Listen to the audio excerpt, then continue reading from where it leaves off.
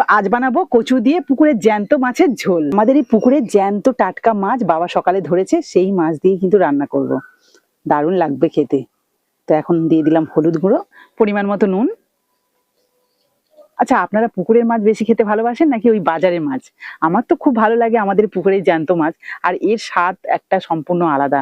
তো মাছগুলোকে এবার নুন আর হলুদ ভালো করে মাখিয়ে নেব।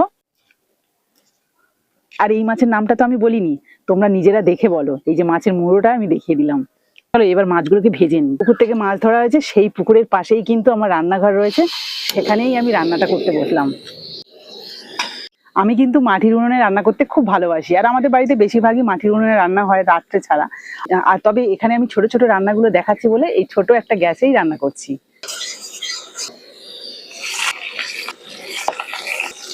এই মাছের লেজ খেতে তোমরা কি ভালোবাসো? আমার কিন্তু বেশ ভালো লাগে, আমি যেখানে যাই মাছের লেজই চাই। ছোটবেলায় শুনেছি মাছের লেজ খেলে নাকি রাজা হওয়া যায়। রাজা তো হতে পারলাম না, তবে লেজ খাওয়াটা ছাড়িনি। তো মাছগুলোকে একদম হালকা করেই ভেজে নেবো। আমি যে কোনো জ্যান্ত মাছ একটু হালকা ভেজে সেটা খেতে বেশি ভালোবাসি। তবে আমার বাড়ির লোক আবার উল্টোটায়, মানে যে কোনো মাছই খুব কড়া করে ভাজলে তবেই খায়, না হলে খেতে চায় না। সেই জন্য এই মাছগুলোকে আমি একটুখানি মিডিয়াম ভাবেই ভেজে নেবো।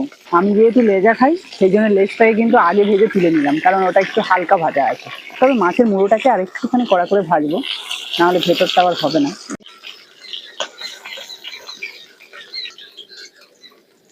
আমাদের বাড়িতে যে রান্নাগুলো হয় সেগুলো কিন্তু অনেক কম তেলেই রান্না করি। মাছ ভাজার পর যে তেলটা রয়েছে ওই তেলেই রান্না করে নিচ্ছি। তা আমি পেঁয়াজ দেবো, কিন্তু অনেকেই আবার মাছের ঝোলে পেঁয়াজ খায় না, কিন্তু আমাদের বাড়িতে পেঁয়াজ দিয়েই রান্নাটা হয়। এর মধ্যে একটু সাদা জিরে দিলে কিন্তু বেশ ভালো লাগে মাছের ঝোলে। কাঁচা মাছ কিন্তু যে কোনো সবজির সাথেই বেশ ভালো লাগে। তবে আমাদের বাড়িতে আজকে যেহেতু কচু ছিল, তাই কচুগুলো মা কেটে দিয়েছে। একটু ছোট সাইজের কচু, কিন্তু এই কচুটা খেতে খুব ভালো লাগে, মানে গুঁড়ি কচু যেটা বলে না সেটাই। আর তার সাথে আলুও কাটা আছে। তো একসাথে এগুলো কেটে ধুয়ে রাখা আছে বলে আমি এটা দিয়ে দিচ্ছি।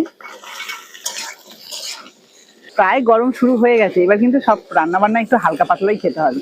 তবে হ্যাঁ, কচুটা একদম পাতলা করে রান্না করলে ভালো লাগবে না, একটু মাখামাখাই করে রান্না করবো আজকে। আজকে এই রান্নার জন্য যা যা মশলা নেবো সেগুলো কিন্তু আমি শিলনোড়াতে বেটে নিচ্ছি। তো তার মধ্যে এখানে রয়েছে 3টে শুকনো লঙ্কা, অল্প একটু আদা আর 2টো রসুন কোয়া। রসুনটা দিয়ে কিন্তু কচু রান্না করলে আমার ভালো লাগে বলেই দিয়েছি। তো তার সাথে দিয়েছি হাফ চামচ মতো জিরে। এগুলো সব একসাথেই বেটে নেবো।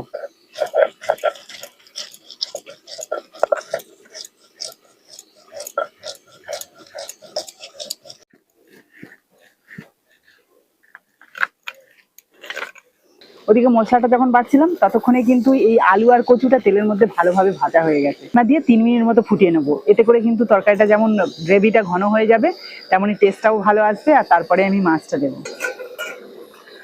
যে টক বগিয়ে ফুটছে, এবার দিয়ে দেবো ভেজে রাখা মাছ। এবার গ্যাসটাকে কিন্তু অনেকটাই কমিয়ে দেবো, কারণ মাছটাকেও সিদ্ধ হতে হবে। তার জন্য ঝোলের মধ্যেও 2 মিনিট রাখবো। এতে করে মাছের স্বাদটাও কিন্তু ঝোলের সাথে ভালোভাবে মিশে যাবে। মাছ দেওয়ার পরেও 2 মিনিট ঢেকে রেখেছিলাম। এই দেখো মাখা মাখা হয়ে গেছে। এরকম ঝোল রাখতেই হবে। বাগানের এই যে অল্প একটু ধনেপাতা নিয়ে এসেছি, সেটাকে ভালো করে কুচিয়ে দেবো। এটা দিতে পারো, না দিতে পারো, শুধু কচু আলু ঝোল করলেই কিন্তু বেশ ভালো লাগে।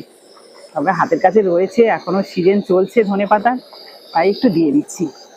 তো রেডি হয়ে গেল কচু আলু আর জ্যান্ত মাছের ঝোল। চলো নামিয়ে নিই, গ্যাসটা অফ করে দিই।